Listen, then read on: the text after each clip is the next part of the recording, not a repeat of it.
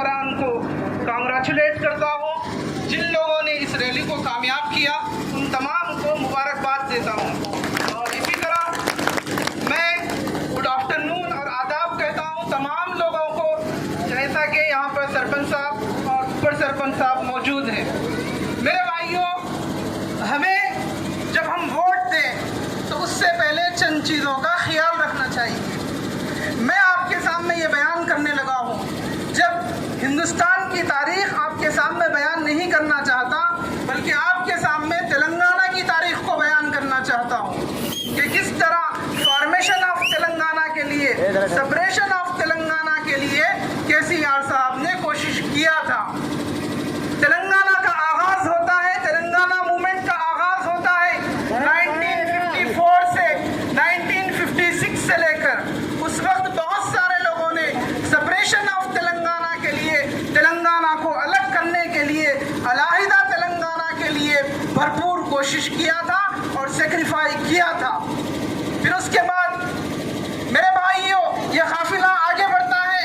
Separation of Telangana के लिए 1969 तक लोगों ने जद्दोजहद किया, कोशिशें की तेलंगाना को आज़ाद करने के लिए।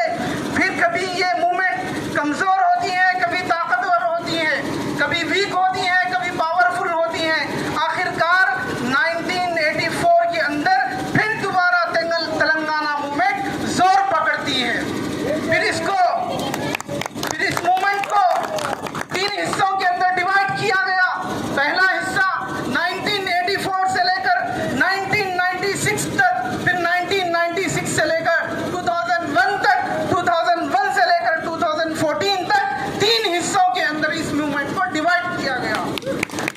केसीआर साहब ने अपनी पार्टी की बुनियाद रखी थी 27 अप्रैल 2001 को। उस वक्त केसीआर साहब सिद्दीपेट से एमएलए थे। उन्होंने एमएलए के ओहदे से रिजाइन दिया और तेलंगाना की आज़ादी के लिए भरपूर कोशिशें की। उस वक्त टीडीपी के अंदर केसीआर साहब डिप्टी स्पीकर हुआ करते थे।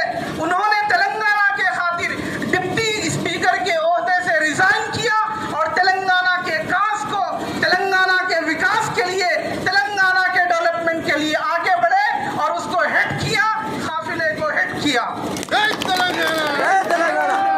मेरे भाइयों, 2014 से लेकर 2023 तक हम देख रहे हैं कि केसीआर साहब बरसरे इख्तिदार है, रूलिंग पार्टी के अंदर है, वो माइनॉरिटीज के साथ किस तरह सपोर्टिव नेचर के मालिक हैं, सपोर्ट कर रहे हैं। और मैं ये आपसे कहना चाहता हूँ, आइंदा साल भी और इस साल भी अगर केसीआर साहब इसी तरह पब्लिक की सेवा करते रहेंगे तो कोई माइकलाल केसीआर साहब को चीफ मिनिस्टर बनने से नहीं रोक सकता है।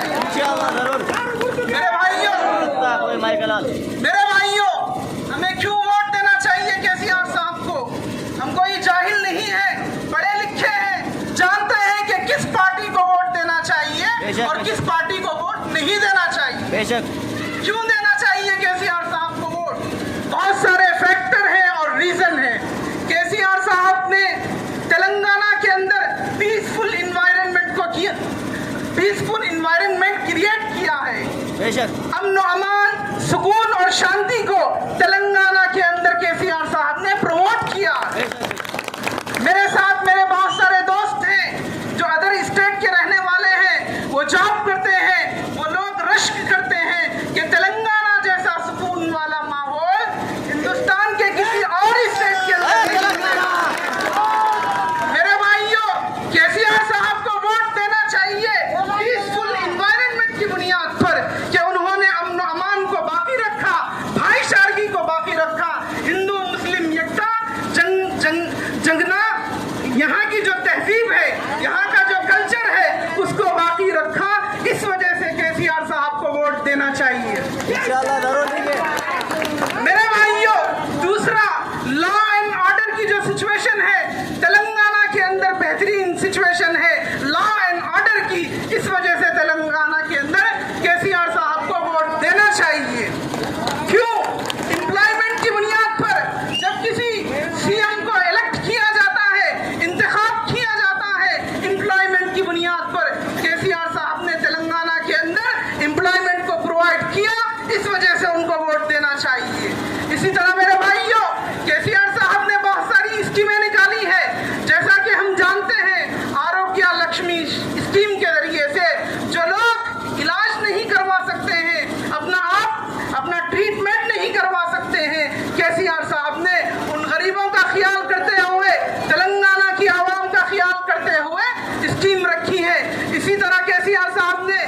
पेंशन वाली स्कीम को रखा है, केटीआर किट की स्कीम को रखा है, इसी तरह शादी मुबारक की स्कीम को रखा है। मेरे भाइयों, सर छुपाने के लिए, सर ढांकने के लिए हमें चाहिए बेडरूम, मकान। केसीआर साहब ने बेडरूम और हाउसिंग स्कीम पूरी तेलंगाना की आवाम, जो लोग मुस्तहिक हैं, उनके लिए आगाज किया और बहुत सारे लोग उसके जरिए से फायदा उठा रहे हैं। अब यहाँ पर रुक कर आपको गौर करना चाहिए कि आपकी जिम्मेदारी क्या है। पॉलिटिक्स 3 तरह की होती है, एक विलेज लेवल की होती है, और एक स्टेट लेवल की होती है, और एक मंडल लेवल की होती है, और इसी तरह नेशनल और इंटरनेशनल लेवल की पॉलिटिक्स होती है। इस दफा हम स्टेट लेवल की जो पॉलिटिक्स है, जिसके अंदर केटीआर